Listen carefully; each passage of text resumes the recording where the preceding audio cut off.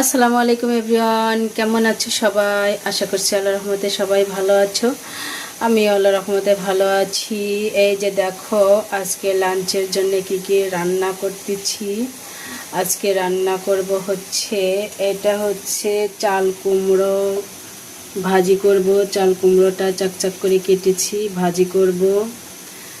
আর এটা হচ্ছে করলা আলু মিক্সড ভাজি করব।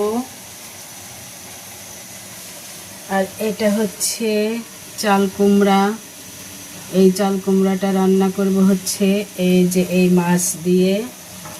মাছটা আমি মশলা দিয়ে মেখে রেখেছি, ভাজা করার পর তারপর রান্না করব। আর এটা হচ্ছে ডালের বড়া, অর্থাৎ ডালের পেঁয়াজি বানাবো। যেহেতু বৃষ্টির দিন, বৃষ্টি বৃষ্টি একটু ভাজা ভাজা খেতে মজা লাগে, তাই এই যে ডালের বড়া বানাবো। এটা আগে থেকে রেডি করে রেখেছি, ফ্রিজে রেখেছিলাম। এখন এটা ছেড়ে গেলেই ভাজা শুরু করব।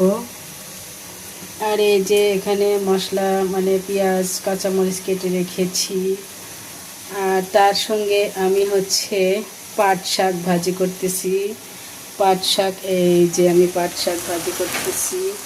এই পাট শাকের ভিতর আমি হচ্ছে কাঁচামরিচ, পেঁয়াজ আর অনেক রসুন দিয়েছি। তোমরাও এরকম পাট শাক ভাজি করে খাও, দেখো কি মজা।